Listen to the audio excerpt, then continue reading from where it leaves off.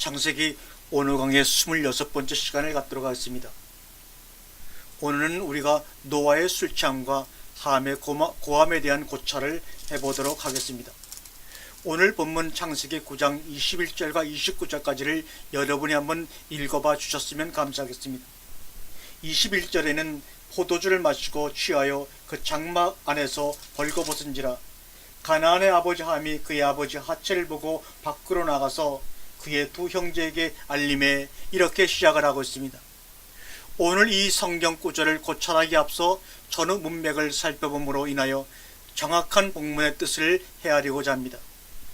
창세기 5장 21절에서 에노스는 65세의 아들을 낳아서 그 이름을 무드셀라, 즉 저가 죽으면 홍수가 오리라 하는 뜻의 이름을 지어주므로 이 세상을 심판할 홍수가 올 것을 미리 예언하였으며 그 하나님과 300년을 동행하다가 하나님이 그를 데려가셨습니다.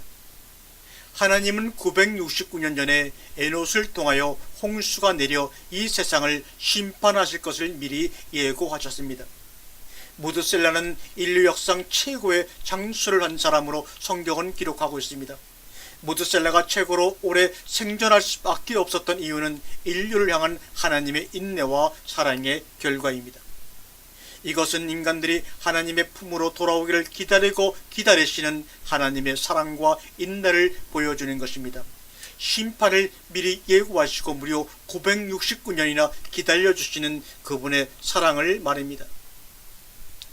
노아가 방주를 120년 동안 짓도록 하여 인류에게 공개적으로 다시 한번 경고를 하시는 하나님, 그 노아의 식구 8명이 방주로 들어가기 전에 내가 7일 후에 이 지면을 홍수로 쓸어버릴 것을 다시 한번 예고하심으로 다시 한번 기회를 주심으로 인류를 향한 하나님의 마음을 읽을 수가 있습니다. 창세기 7장 11절에 노아가 600세 되던 해 2월 17일에 홍수가 시작되었습니다. 40일 동안 비가 내렸고 150일 동안 땅을 비가 덮고 있었습니다. 노아가 601살이 되던 해 1월 1일에 땅이 마릅니다. 그리고 그해 2월 7일에 땅이 완전히 말라서 방주에서 노아의 식구들이 나옵니다. 방주에 들어간 지 1년 만에 지면으로 나오게 되었습니다. 그런데 이상한 일은 하나님께서는 왜 홍수가 시작돼서 땅이 마름으로 노아가 방주에 나오기까지의 일정을 그렇게 구체적으로 성경에 기록하도록 하셨을까요? 이스라엘의 기후는 확연하게 건기와 우기로 나누어지는데 건기는 4월부터 9월 사이를 건기라고 합니다. 우기는 10월부터 3월 사이를 건기라고 하는데 홍수가 나기 시작해서 물이 땅을 덮고 있던 기간은 이스라엘 지역에는 비가 거의 오지 않는 건기에 해당하는 시기였습니다. 아마도 그래서 사람들이 무슨 건기에 비가 올 수 있겠느냐며 더욱더 노아의 경고에 귀를 기울이지 않은 것 같습니다. 하나님의 말씀과 경고보다는 자연의 법칙과 자신들의 경험을 의지함으로 결국에는 구원의 기회를 놓친 것을 우리는 알 수가 있습니다. 전문가들의 의견에 따르면 그 당시의 수명과 환경 조건으로 봐서 적어도 노아의 홍수 당시에 전 지구의 인구는 지금의 인구보다 많았을 것으로 추측하는 사람도 있습니다. 그러니 얼마나 많은 사람들이 심판으로 죽음을 당하였는지 가늠할 수가 있습니다. 그런 환경 가운데서 하나님은 노아에게 이제는 방주에서 나오라고 명하십니다. 생각해 보시기 바랍니다. 전 인류가 멸망하고 아무것도 남아있지 않는 지면에 자신들의 식구만 나온다는 것이 얼마나 두렵고 외로웠겠습니까? 나가면 어떻게 살아가야 하며 자신들의 목숨을 부지할 수 있을까? 오만 가지 생각이 그들의 머리를 복잡하게 하지 않았을까요? 쉽게 상상이 됩니다. 그러나 어쩌겠습니까? 나와야지. 노아는 나오자마자 첫 번째로 정결한 짐승과 새를 잡아 제사를 드렸더니 하나님이 그 향기를 받으시고 노아에게 약속하는 장면이 바로 오늘 본문의 앞배경입니다. 8장 21절에 내가 다시는 땅을 저주하지 않으리니 이는 사람의 마음에 계획하는 바가 어려서부터 악함이라. 내가 전에 행하던 것 같이 모든 생물을 다 멸하지 아니하리니.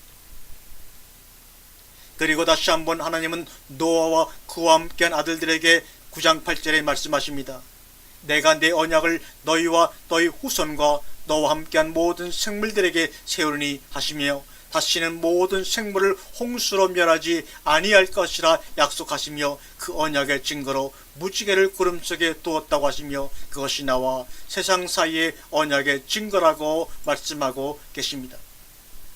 노아가 방주에 나와서 하나님께 제사를 드린 후 하나님이 직접 나타나셔서 약속하신 말씀을 반복해 듣고 첫 번째로 한 일이 바로 오늘 본문의 포도나무 농사를 지은 것입니다. 방주를 짓고 그 속에서 구원받은 노아가 방주에 나와서 350년을 더 살아가는 과정에서 노아가 한 일로 기록된 첫 번째이자 마지막 기록이 바로 오늘 본문의 내용인 것입니다. 그래서 그 내용이 너무나 중요한 것이지만 우리는 그대로 넘어가고 말았습니다. 즉 홍수 심판 후 350년을 더 살아가면서 노아의 행적에 대한 유일한 기록이 바로 오늘 노아의 포도주 사건이라는 겁니다. 그 9장 29절에 다른 노아의 행적에 대한 언급이 전혀 없이 그의 나이가 950세가 되어 죽었더라로 노아의 이야기가 끝을 맺으면서 10장으로 이어집니다. 그리고 10장에서 족보 이야기와 11장에서는 바벨탑 사건이 이어나오고 노아의 세 아들 가운데 셈의 우선 중 아브라함을 부르시는 장면이 나옵니다. 자, 이제 한번 주목해 보시기 바랍니다. 전 인류가 다 죽어버린 현장에서 구원받아 살아난 노아가 그 후 350년을 더 살면서 한 일이 어디 이뿐이겠습니까? 그럼에도 불구하고 왜 하나님은 노아의 포도주 사건만 기록하게 하셨을까요? 그것은 그만큼 그 사건은 하나님과 우리에게 중요한 메시지가 있다는 증거입니다. 바로 그 이유를 우리가 바로 알아야만 홍수 심판에서 구원을 받은 노아 후손들이 힘을 합쳐 처음으로 한 일이 하나님께 감사의 제단을 쌓은 것이 아니라 왜 바벨탑을 건설하여 하나님께 대항하게 되었는지를 바로 이해할 수 있을 것입니다. 그리고 더 중요한 것은 이 사건을 통하여 하나님은 우리에게 참복음이 무엇인지를, 구원받은 우리들의 모습과 상태가 어떠해야 하는지를, 구원받은 노아에게만 하나님 나라의 모습을 상징적으로 보여주시는 것입니다. 우리가 그동안 이 본문에 대해 알고 이해하고 있는 내용은 무엇입니까? 수백 년 동안 누구든지 다 똑같은 생각으로 이 내용을 이해하고 지금도 그렇게 여러분은 알고 있을 것입니다. 어떤 내용입니까? 노아가 술에 취해 줏대를 부려놓고 적반하장으로 오히려 아들을 저주한 노아의 사건을 경계삼아 술 취하지 말라는 이야기를 하고 싶었던 것이 아닙니까? 아니면 노아와 같은 의인도 한순간에 방심하면 그렇게 타락할 수 있다는 것을 보여주심으로 우리에게 경종을 주시려 한 것일까? 그것도 아니면 노아가 홍수 이전에 패역한 세대와 방불하게 돌아가 버렸다는 것을 말하면서 인간의 한계성을 언급하고자 하시는 건가?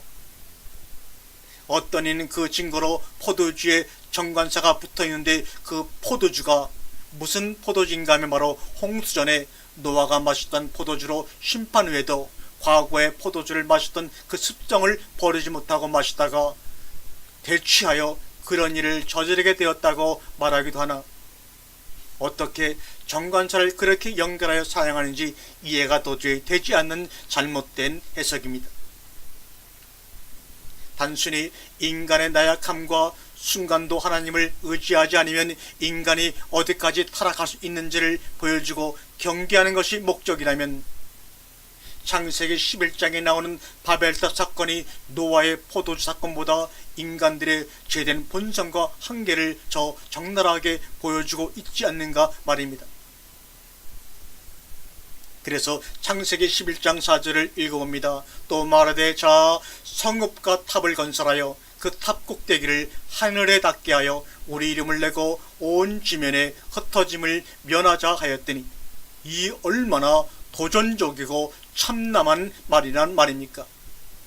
우리가 그동안 알고 있었던 내용대로 노아의 포도주 사건이 맞는다고 100번 양보를 해도 그것을 고한 함의 행동이 저주까지 받을 행동이었는가? 아니면 그 속에 숨겨진 다른 말씀이 있다는 말인가? 왜 한 번도 이것을 이성적으로 의문을 품지 않았던가? 그렇다면 우리는 왜 그동안 노아의 포도주 사건에 대한 고정관념을 깨트려 버리려고 시도조차 하지 않았던가? 통제라. 그렇게 들었기에 누구에게? 나도 선대 사람들에게, 우리 목사님에게 전해 들은 것을 그대로 말한 것뿐이야. 이런다고 책임이 없어질 수 있다는 것인가? 여기서 주목할 사건은 하나님의 작정과 사랑 가운데서 처음으로 창조함을 받은 아담과 하와가 하나님의 말씀과 명령을 어기고 사탄의 말과 그 미혹에 빠짐으로 인하여 두려워하여 하나님으로부터 벗어나 숨어서 자신의 벌거벗었음과 수치를 숨기기 위하여 스스로의 노력으로 무화과 나무 잎으로 치마를 만들어 입었던 것 같이, 본문은 죄로 인해 인간 모두가 홍수로 심판을 당하여 죽을 줄 알았는데 하나님의 은혜로 인하여 구원받은 노아와 그의 식구들을 보고 사탄은 선악과를 가지고 하와를 미혹하여 아담과 하와를 타락시켰던 것처럼 다시 한번 노아의 포도주 사건을 통하여 구원받은 노아의 식구들을 분열시키고 하나님이 그 사건을 통하여 우리에게 전해주시고자 하시는 참된 의도를 왜곡되게 전하게 함으로 말미암아 하나님의 뜻이 이루어지는 것을 방해하려고 하는 사탄의 전략에 함이 도구로 사용되리고 말았으니, 그러기에 그는 사랑스러운 노아의 아들이요 함께 구원받은 자녀임에도 불구하고 저주를 피할 수 없었던 것입니다. 노아가 포도주를 마시고 취해서 장막 안에서 벌거벗었다.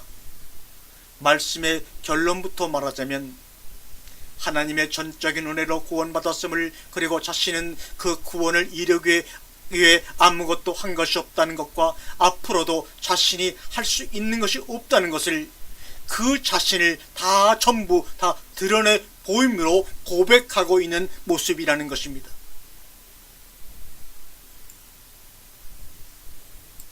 또한 앞으로 남은 생에도 하나님이 함께하지 않으시면 할 수 없다는 것을 고백하며 찬양하고 있는 것입니다.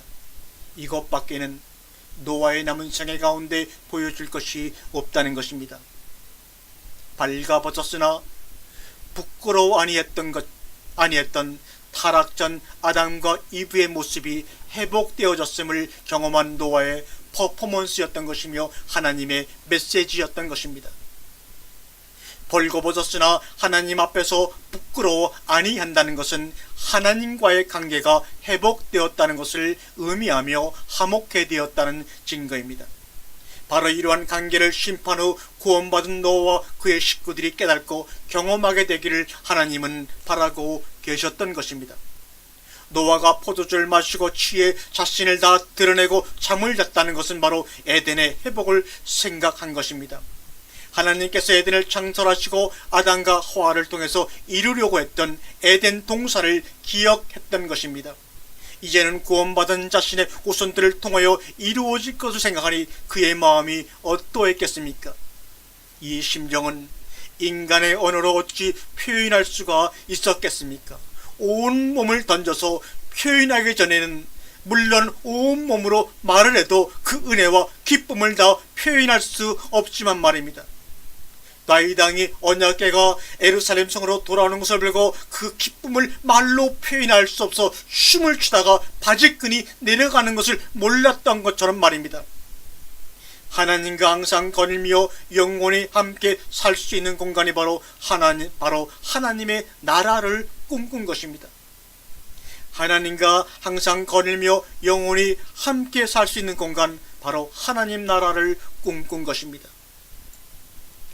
에덴 동산에는 아무것도 입지 않아도 수치가 없는 것임을 기억하고 노아는 하나님이 주신 첫 포도주를 수확하여 그 포도주를 만들어 식구들과 함께 마시며 기쁨과 즐거움으로 에덴을 회복하여 하나님과 기쁨으로 안식을 누리기 원했던 것입니다. 그래서 자신을 다 드러내놓고 잠을 잘 수 있었던 것입니다. 그런데 함은 그러한 아버지 행동을 이해할 수가 없었습니다. 영적인 눈이 열리지 않았고 아버지의 행동은 수치스럽다고만 생각을 했습니다. 하나님의 전적인 은혜라고? 아니, 우리 형제들이 세상 모든 명예와 문화와 즐거움을 포기하고 120년간이나 뼈 빠지게 방주 찢는 것에 동참했기에 방주를 완성시켜 심판을 면하게 된 것이 아니냐 했을지도 모릅니다. 그런데 아버지의 저 행동은 도대체 뭐야? 아버지답지 않게 말이야. 함은 노아의 행동을 하나님 나라가 회복된 것을 기쁜 행동으로 이해하지를 못했습니다. 에덴의 회복을 꿈꾸며 하나님의 뜻을 이루어 드리려는 것을 깨닫지 못하고 결국 함은 자신의 마음속의 생각과 아버지의 외적인 모습만 보고 결국 에덴의 회복을 인정하지 못하고 형들에게 아버지 행동을 폭로하면서 알리면서 선언하였습니다. 결국 이것은 함이 방주를 통하여 인류를 구원하시고 하나님의 자신의 작정을 이루어 가시려는 하나님의 뜻을 가감하여 왜곡되게 그의 형제들에게 오늘날 우리에게까지 전달하고 있는 것입니다. 단순한 아비의 허물을 덮어주지 않고 형제들에게 폭로한 것이 저주의 원인일까요? 아닙니다. 그래서 덮어줌의 은혜만을 강조하고자 노아의 이 사건을 기록한 것일까요? 아닙니다. 그러나 함의 이 행위는 자신의 의지로만 한 행위가 아니라 하와가 뱀에게 미혹되어 선악과를 따먹은 것 같이 그 자신도 알지 못하는 사이에 이미 미혹되어 버려서 하나님의 뜻을 깨닫지 못하고 말씀을 버리고 자신의 경험과 판단을 의지하고 선악을 판단하여 형제들에게 알리고 만 것입니다. 이것이 바로 함이 아버지에게서 저주받은 원인인 것입니다. 다시 말하면 하나님에게 저주를 받은 것입니다. 성경은 방주에서 나온 노아의 아들들을 소개할 때도 셈과 함과 야벳이며 함은 가나안의 아버지라고 소개하고 있습니다. 아직 태어나지도 않은 함의 아들의 이름을 사용하면서 단순히 함이라 소개하지 않고 가나안의 아버지라고 미리 소개하고 있습니다. 이것은 무슨 의미입니까? 그것도 한 번이 아니라 창세기 9장 22절에 오늘의 본문에서도 가나안의 아버지 함이 그의 아버지 하체를 보고라고 기록하고 있으며 9장 25절에서는 함에게 저주를 한 것이 아니라 아직 태어나지도 않은 그의 손자 가나안을 미리 저주하고 있습니다. 이것은 인간인 할아버지로서는 할 수 없는 결정이지 않습니까? 그럼에도 그렇게 저주하지 않을 수밖에 없었던 노아의 마음과 하나님의 뜻을 알고자 힘써 여러분은 보았습니까? 이로써 태어나지도 않은 손자 가나안 족속들의 운명은 결정나고 말았습니다. 이것은 하나님이 이미 함의 마음속의 상태를 알고 계신 것을 말씀하고 있는 것입니다. 이미 말씀을 떠나 있는, 은혜를 떠나 있는 함의 상태를 말입니다. 함 속에 있는 마음의 상태가 이 포도주 사건을 통하여 겉으로 드러난 것뿐입니다. 함은 이미 미혹되어 있는 상태이기에 저주를 받을 수밖에 없었던 것입니다. 다시 용서받을 수 있는 기회조차도 하나님은 그에게 허락하지 않으셨습니다. 가룟 유다 속에 사탄이 들어가자 예수님을 은 30냥에 팔았던 것처럼 말입니다. 예수님이 십자가에 돌아가심으로 말미암아 모든 것이 수표로 돌아갈 것 같은 상황 속에서 가룟 유다 속에 들어와 있던 사탄이 그를 통하여 예수를 파는 행동으로 드러난 것입니다. 요한복음 13장에 조각을 받은 후 곧 사탄이 그 속에 들어간지라 이에 예수께서 유다에게 이르시되 내가 하는 일을 속히 하라 하시니. 그러나 가룟 유다를 이용하여 예수님을 죽이려는 사탄의 계획은 성공하지 못했고 거꾸로 성경의 말씀을 응하게 하였죠. 단순히 아버지의 하체를 보고 덮어주지 못하고 고한 것이 이 사건의 전부라면 어찌 하나님이 그를 용서하시지 않으셨겠습니까? 방주를 통하여 그들을 용서하시고 구원해 주신 하나님이 말입니다. 이것을 통해 우리가 유추해낼 수 있는 것은 함의 행동에는 이미 하나님이 이루어 놓으신 하나님 나라의 길을 인간의 방법으로 들여가려고 애쓰는 사람들, 이런 사람들은 함의 후손들처럼 하나님 나라에 들어가지 못하고 결국은 지옥불에 떨어져 영원히 저주받은 인생이 될 것이라는 예표가 아니고 무엇이겠습니까? 이러한 함의 생각을 전해받은 인간들의 첫 번째 행위가 바로 창세기 11장에서 바벨탑을 건설하는 행동으로 드러난 것입니다. 그러나 하나님은 여기서도 인간들을 포기하지 않으시고 아브라함을 아무 조건 없이 택하시어 아브라함과 그의 믿음의 자녀들을 통하여 지금도 하나님 나라를 이루어가고 계신 것입니다. 히브리인들의 개념 속에 포도주는 기쁨과 즐거움을 상징합니다. 그래서 시편 104편 15절에 사람의 마음을 기쁘게 하는 포도주와 이사야서 55장 1절에 오라 너희 목마른 자들아 나오라 돈 없는 자도 오라 너희는 와서 사 먹되 돈 없이 값 없이 와서 포도주와 젖을 사라고 말씀하고 있습니다.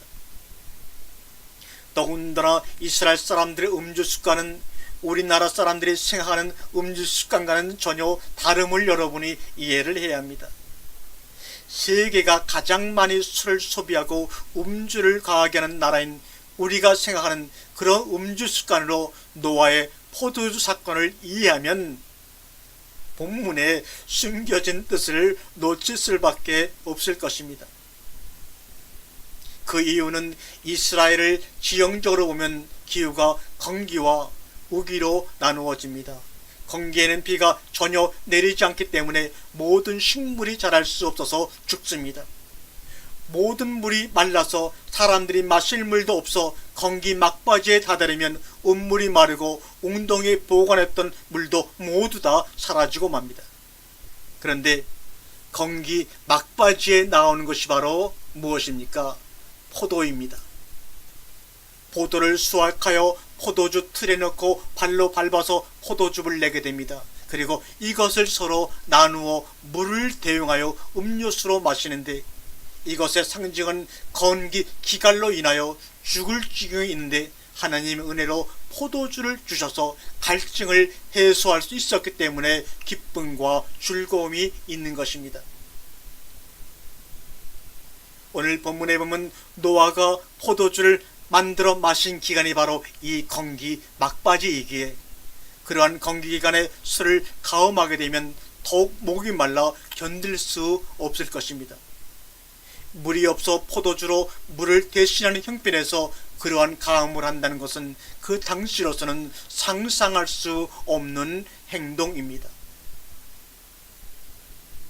한번 다시 읽겠습니다. 그 장막 안에서 벌거벗은지라 취하여 그 포도주를 마시고 와이시트 민 하야인 와이시카르 와이트칼 웨토크 아울러 벌거벗은지라 취하여 마시고 위에 벌거벗었다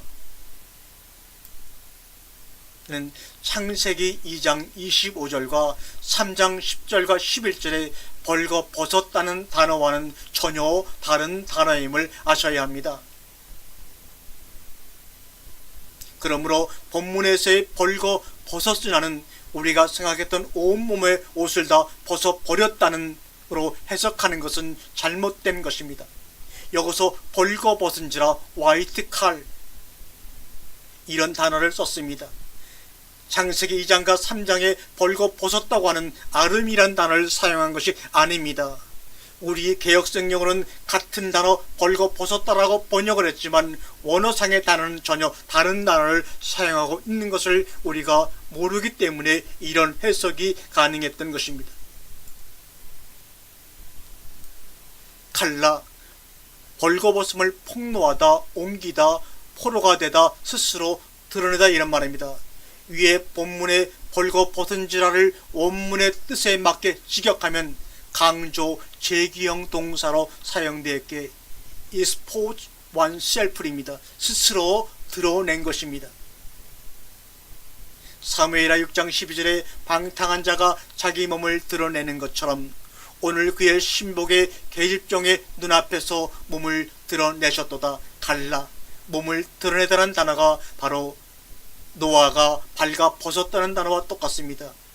여기서 갈라는 너무 기뻐서 뛰놀며 춤추는 다윗의 모습을 미갈이 그렇게 수치스럽게 표현한 것입니다. 몸을 드러내셨도다 라는 단어와 노아가 발가 벗었다는 단어는 똑같은 단어인데 그 똑같은 모습을 보고 다윗의 아내 미갈은 그렇게 수치스럽게 표현을 했고 함은 그렇게 잘못된 고함을 이루었던 것입니다.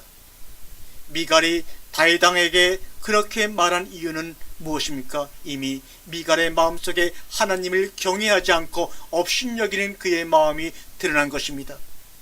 14절 이하의 여호와의 개가 다윗성으로 들어오는 것을 보고 너무나 기뻐서 여호와 앞에서 뛰놀며 춤추는 것을 보고 심중에 업신이 여기니라. 성경은 다윗 왕이 여호와의 궤 앞에서 춤을 추는 모습을 여호와 앞에서 춤을 추고 있는 것이라고 말합니다. 두 번씩이나 14절과 16절에 여호와의 말씀 앞에서 춤을 추는 것이 여호와 하나님 앞에서 춤을 추는 것이라고 주님이 증언하고 있습니다. 그런데 그것을 이미 미갈도 알고 있으면서도 다윗을 업신여긴 것은 하나님을 업신여긴 것과 같은 것입니다. 그 결과 미갈은 아이를 낳지 못하는 불임의 저주를 받고 말았습니다. 오늘 본문의 함의 행동도 미갈의 그런 행위와 같은 것입니다. 그래서 함은 아비 노아의 모습을 보고 형들에게 단순히 호한 것으로 저주를 받은 것이 아니라 하나님을 업신여긴 죄로 인하여 그러한 저주를 받은 것입니다. 노아의 행위는 바로 다윗의 그러한 행위와 같은 것입니다. 그동안 우리는 노아를 마치 인류의 최초의 술주정꾼으로 몰아붙여서 그의 절제되지 못한 행동으로 오히려 자식을 저주한 아비로 낙인 찍어놓고 얼마나 즐겼습니까? 이것은 성경에서 말씀하시고자 하시는 하나님의 뜻을 바로알지 못한 우리들의 무지의 결과로 빚어진 천국이요, 선악과를 따먹고 모든 것을 자신들의 선과 악의 기준으로 판단하고 저주하려는 죄의 본성이 아니고 무엇이겠습니까? 이제라도 여러분과 제가 그러한 잘못된 수백 년 동안의 해석을 바로잡고 노아 할아버지에게 사과라도 해야 하지 않을까 생각해 봅니다. 사무엘상 14장 8절에 고일이니 사무엘상 2장 20절에 나타나지 아니하였느냐? 사무엘 3장 21절에 여호와께서 자기에게 나타나시니 욥기 38장 10절에 사망의 문이 내게 나타났느냐? 3세기 35장 7절에 하나님이 그에게 나타나셨습니다. 주로 하나님의 계시가 드러남을 묘사할 때 쓰는 단어를 오늘 노아가 발가 벗었다는 단어하고 같은 단어를 쓰셨습니다. 이 단어가 수치를 드러내는 의미로 사용된 경우에는 레위기 18장과 20장에서 율법으로 금지된 상에서 성교를 하거나 일반적으로 근친상간을 하거나 간통이나 간음, 매출을 의미하는 표현으로 유일하게 수치를 드러낸다고 이 단어가 사용되었습니다. 또한 오늘 본문에 노아가 포도주에 취하여 와이시카르, 여기 접속사가 붙어 있습니다. 그리고 미완료 남성 3인칭입니다. 그 다음에 차카르, 취하다는 말입니다. 드렁큰입니다. 이 단어가 단순히 문자적으로 취하다는 의미로 쓰일 때는 대개 본문에 나오는 마시다 라는 동사를 수반하지 않고 사용합니다. 그 증거가 사무엘상 1장, 25장, 열왕기상 20장, 잠언 26장에 나와 있습니다. 또한 인사불성이 될 정도의 만취한 상태를 표현할 때는 형용사로 사용된 경우에는 매우드라는 이 단어를 붙여서 사용될 때만이 많지 크게 취했다고 번역을 할 수 있습니다. 3일상 25장 3절에 크게 취하여 마음에 기뻐함으로, 이 단어가 단독으로 만취했다로 표현될 때에는 대개 명사로 사용되어서 영어 성경에는 드렁크니스로 번역하였고 일반적인 취함은 드렁큰으로 번역을 하였습니다. 에레미야 13장 13절에 예루살렘 거미로 잔뜩 취하게 만들고, 그리고 이 단어를 둘러싼 특별한 상황이 있습니다. 이 단어가 마시다와 동반될 때에는 먹고 마시고 즐거워한다는 표현으로 축하 행사와 관련된 잔치를 묘사할 때 다양하게 사용된 단어입니다. 이 노아가 취했다는 이 사카라는 단어가 성경 다른 곳에서는 어떻게 사용되었는지 우리가 한번 찾아보겠습니다. 창세기 43장 34절에 요셉이 자기 음식을 그들에게 주되 베냐민에게는 다른 사람보다 5배나 주매 그들이 마시매 요셉과 함께 즐거워하였더라. 샤타 샤카르, 마시며 즐거워하였다라고 말합니다. 여기서 취하다를 즐거워하였다라고 우리는 분명히 번역하고 있습니다. 아가서 5장 1절에 나의 사랑하는 사람들아 많이 마시라. 샤타 샤카르, 얼마나 좋은 뜻으로 표현되었습니까? 3일상 30장 16절에 그가 다윗을 인도하여 내려가니 그들이 온 땅에 편만하여 블레셋 사람들의 땅과 유대 땅에서 그게 약탈하였으나 말미암아 먹고 마시며 춤추는지라. 열왕기상 1장 25절에 그들이 아도니 앞에서 먹고 마시며 아도니의 왕은 만세수 하옵소서 하였나이다. 열왕기상 4장 20절에 유다와 이스라엘의 인구가 바닷가의 모래같이 많기 때문에 먹고 마시며 즐거워하였더라. 다른 곳의 모든 성경들은 마시다, 취하다는 샤타 샤카를 이렇게 아름다운 곳에 표현되는데 왜 유독 우리들은 노아 창세기 9장에 노아가 막 마시고 취했다는 얘기를 그렇게 부정적으로만 해석해 나왔는지 오늘 이 시간에 우리가 한번 반성해 볼 필요가 있습니다. 그러므로 이 단어를 취하였다고 번역했다고 하여 우리가 일반적으로 생각하는 술에 만취되어 정신을 잃고 옷을 버렸다는 식으로의 해석은 분명 잘못된 것입니다. 순전히 우리 수준의 술 상식으로 번역하고 이해하고 있다는 것을 유념해야 할 것입니다. 단순히 술에 만취하여 그 알코올의 기운으로 인하여 자기의 의지와 상관없이 버텼다면 비팔 동사를 사용해야 맞을 것이나 우리나라 술문화 말중에 술을 먹게 한다는 말이 있지 않습니까? 만취한 상태를 표현한 말입니다. 그런데 여기서는 팔동사의 사용으로 술기운에 만취되어 옷을 벗었다고 보기에는 무리가 있습니다. 자기 의지가 있는 상태에서의 행동을 묘사할 때 팔동사 단순 능동태를 사용하고 있기 때문입니다. 21절의 말은 자기 일을 스스로 드러내었다. 이렇게 우리가 이해하고 번역하는 것이 맞는 것입니다. 22절은 함은 그것을 수치로 여겨 여러 형제들에게 고하고 23절에 그 이야기를 들은 셈과 야벳은 그것을 덮기로 하고 덮었다. 여기서 덮었다는 동사는 피엘형 동사입니다. 피엘 동사라고 하는 것은 강조한다는 말입니다.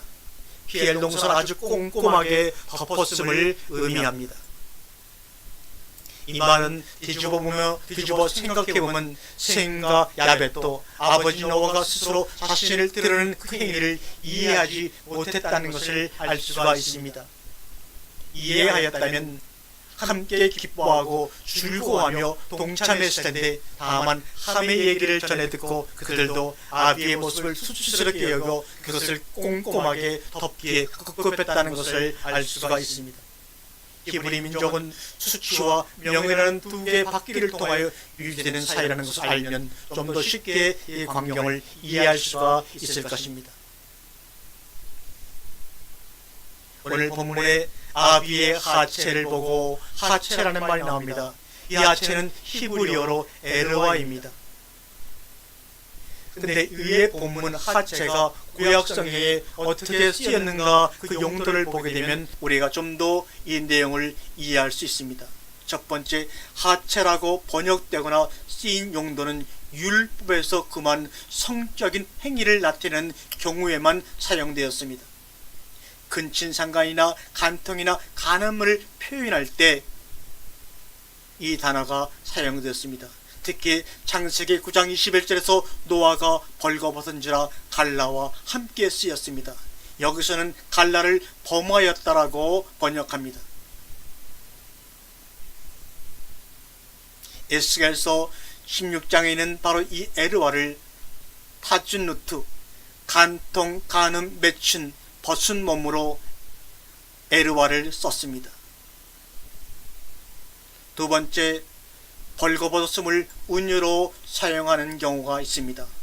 창세기 42장 9절에 너희는 정탐꾼이라 이 나라의 틈을 엿보러 왔느니라. 노아의 하체라는 단어를 창세기 42장에서는 틈이라고 번역을 했습니다. 또한 이사야 40장 3절에서는 내 속살이 드러나고 내 부끄러움을 보일 것이라고 은유적으로 표현했습니다.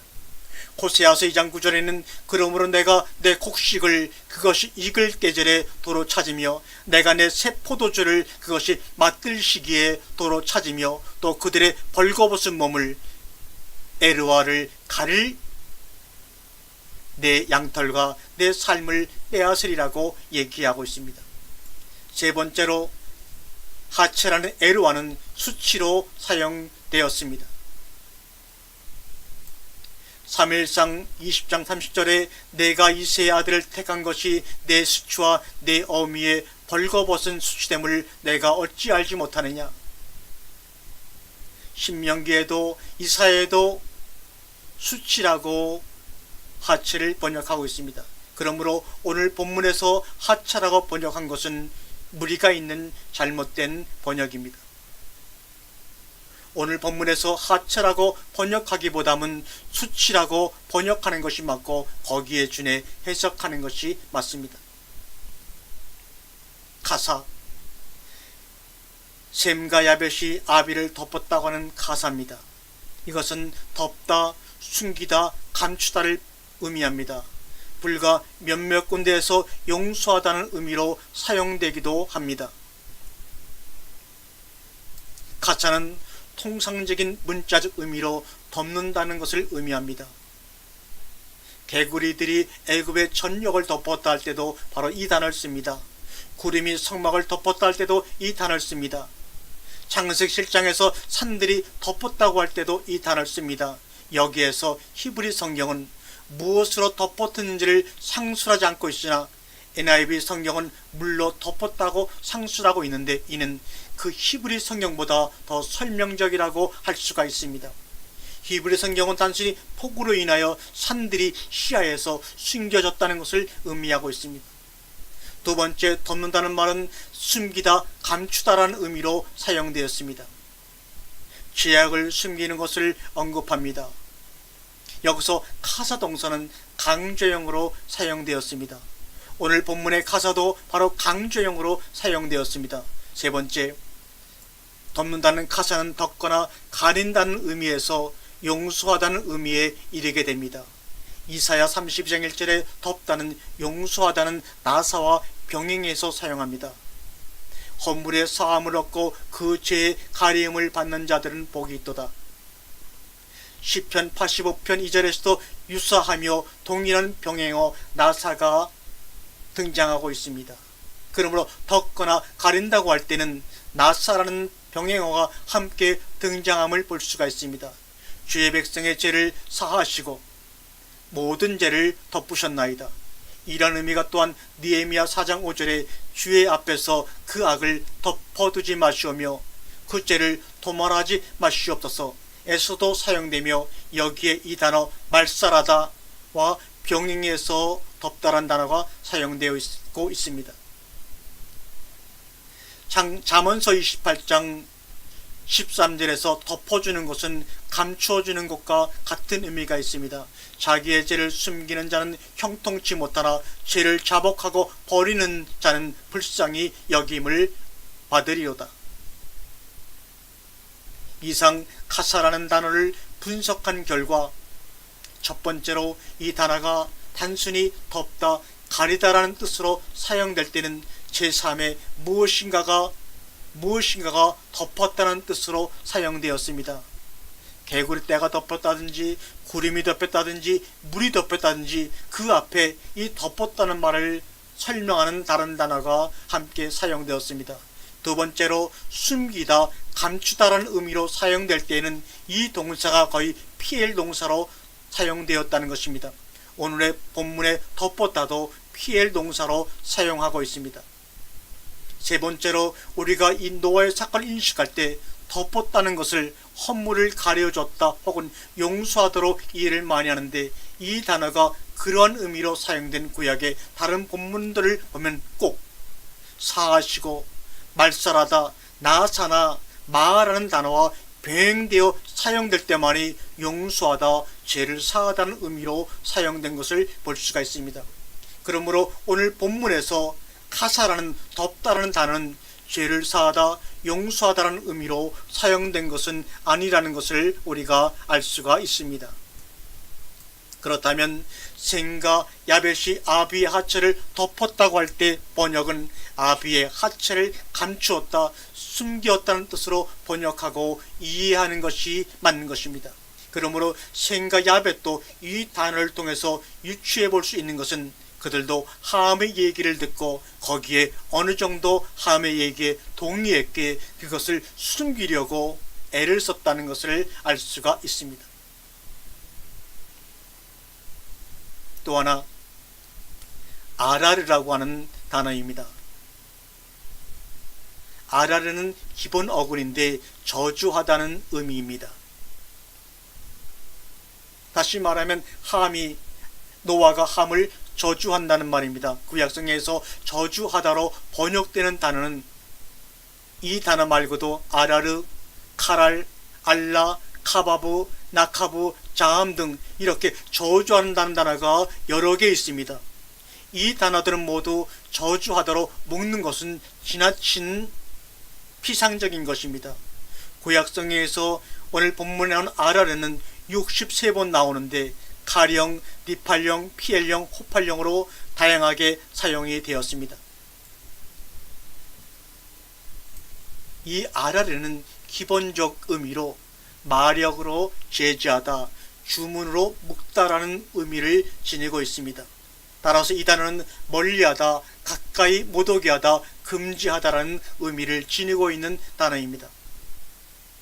아카디아어 알라르와 명사 이르리트에 근거하여 스파이스의 딜을 이은 트리톤은 아라르가 묶다, 장애물로 에워싸다, 정하게 무력하다를 의미한다는 해석을 제안했습니다.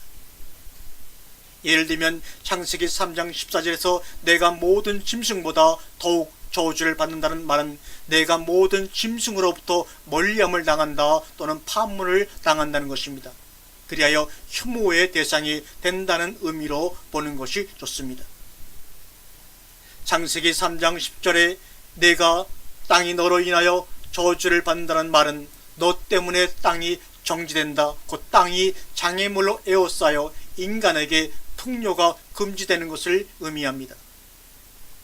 마찬가지로 가인에게 하신 하나님 말씀 내가 땅에서 저주를 받으리니 이는 가인이 흙으로부터 파문을 당했다. 더 정확히 말하면 그는 흙의 생산성을 즐기는 것을 금지당했다는 의미입니다. 여호수아, 사사기, 사무엘상, 열왕기하에 보게 되면 적절한 매장으로부터 금지당함입니다. 말라기 2장 2절 등에서도 유사한 의미로 사용되고 있습니다. 따라서 오늘 본문에서 사용된 저주를 받아라는 의미는 창세기 3장 23절과 24절에서 죄를 지음으로 에덴 동산에서 쫓겨나게 된 아담과 하와가 다시는 에덴 동산 안으로 들어오지 못하게 그룹들과 두루 도는 불칼을 두어 생명나무의 길을 지키게 하신 것처럼 함과 그의 후손들이 하나님의 나라 안으로 들어올 수 없음을 선고하는 것입니다. 오늘 노아의 포도 사건을 우리가 그동안 이해하고 있던 그대로 단순히 덮어줌의 은혜를 저버린 함의 사건으로 저버린다면 아래와 같은 모순에 분명히 봉착할 것입니다. 첫 번째로 마태복음 18장에서 예수님이 천국 비유를 말씀하실 때 말씀하신 천국은 그 종과 결산하려 했던 어떤 임금과 같으니라는 비유의 말씀의 정면으로 대치되는 겁니다. 10,000달란트 빚을 탕감받은 종이 자신에게 100데나리온을 빚을 진 동료를 만나자 그의 빚을 탕감해 주지 않고 옥에 가두자 그 얘기를 들은 임금이 그를 옥졸하게 넘기는 것과 같다고 말씀하셨습니다. 천국은 이와 같은 것이라고. 이것은 사람들이 우리들에게 빚진 것과 우리가 하나님께 빚진 것은 도저히 비교될 수 없다는 것입니다. 하나님께서 우리가 그에게 빚진 것을 용서해 주신다면 우리는 이웃인 우리에게 빚진 것을 용서하지 않을 수 없다는 것입니다. 우리가 용서받은 것과 비교해 볼 때 우리가 용서하는 것은 거의 비교할 수도 없이 미미한 것입니다. 우리는 도저히 지불할 수 없는 부채, 하나님의 아들을 죽음으로 가게 한 죄를 사함받음으로 우리는 하나님이 우리를 용서하심과 같이 우리도 이웃을 용서해야 되는 것입니다. 그렇지 못할진대 우리는 용서받겠다고 원할 수도 없습니다. 본문에서 홍수 심판으로 죽음을 당한 다른 이들처럼 죄로 인해 죽을 수밖에 없는 지경에서 용서를 받아 죄사함을 받고 구원을 받았다면 당연히 그의 아들 함이 자신의 수치를 드러내는 허물을 범했다 할지라도 용서해 주어야 하는 것이 마땅한 것인데도 불구하고 저주를 내려버렸습니다. 노아 스스로가 하나님의 은혜를 저버리는 행동을 한 결과가 되지 않는가, 이 말입니다. 두 번째, 탕자의 비유를 통해 천국을 비유하신 예수님의 비유에 나온 아버지와는 정반대의 모습을 드러내고 있는 노아의 행동을 우리는 어떻게 이해해야 합니까? 그러므로 이 본문은 단순히 허물을 덮어주는 은혜를 얘기하고자 하는 것이 아님이 분명합니다.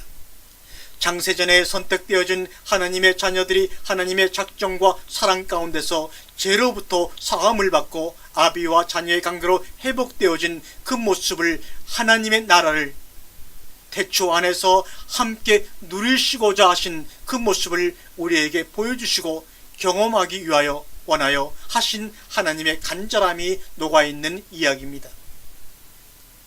예수님이 이 땅에 오셔서 하신 첫 말씀이 뭡니까? 회개하라, 하늘들의 나라가 왔다. 우리 안에 임한 그 하늘들의 나라가 우리가 경험하고 누리기를 원하시는 하나님의 마음이 아니고 무엇이겠습니까? 그것을 경험하고 누리지 못하게 미혹하여 사로잡으려는 사탄의 관계에 걸려 거기에 이용당한 함의 행위는 어떠한 경우에도 용서받을 수 없는 행위입니다. 함을 통해 다시 한번 선악과의 사건을 도발하려는 사탄의 관계가 녹아있는 것입니다. 이것을 볼 줄 알아야 합니다. 이 사건을 통해서 말입니다. 어쩌면 함의 그러한 모습이 오늘의 나의 모습일지도 모릅니다. 우리는 스스로를 경계해야 합니다. 또한 함의 행위를 저주하면서 굳이 가나안의 아비 함이라고 표현한 이유는 무엇입니까? 이것도 하나님의 나라와 관계가 있습니다. 가나안은 세상 나라를 의미합니다. 물이 바다를 덮은 같이 하나님의 나라가 세상 나라를 덮어버려 실제적으로 임할 그 나라를 미리 예표하고 있는 것입니다. 가나안은 하나님께서 이스라엘 민족에게 주신 땅입니다. 이미 그곳은 아브라함과 그 자손들에게 줄 것이라고 약속된 땅이었습니다. 출애굽 후에 모세 후계자 여호수아의 인도로 이스라엘 백성이 그의 약속의 땅을 차지했습니다. 이 땅은 12지파에게 분배되었으며 가나안은 이스라엘 민족에게 소유지로 그리고 거주지로 주어졌습니다. 많은 사람들은 흩어진 유대의 남은 자들이 모두 이세의 메시아적 그리터기의 지배하에 조상의 땅으로 다시 모이게 된다고 말하는 것으로 이사야 11장 10절을 해석하고 있습니다. 바로 우리에게 임한 하나님의 나라의 모습을 노아의 오늘 사건을 통하여 보여주고자 하는 것입니다. 그리고 그 나라 백성들의 삶의 모습을 우리에게 미리 보여주신 것인데 우리는 이것을 바로 이해하지 못하고 오해하여 지금도 함과 같은 고함의 사건을 일으키면서 자신도 모르게 사탄에게 빼어있는 삶을 사는 가운데 바벨탑을 쌓고 있지는 않은지 경계로 삼아야 합니다. 7째 달 곧 그 달 11의 날에 방주가 아라랏산에 머물렀으며, 아라랏이라는 말은 거룩한 땅이라는 말입니다. 그렇다면 이 단어의 어근으로 들어가면 어떤 의미가 있는지 알아보겠습니다. 이 단어의 어근은 아라르입니다. 아니, 아라랏산에 머물렀는데 그 아라르의 기본 이 단어의 뿌리가 뭐냐? 오늘 저주하다라고 하는 아라르입니다.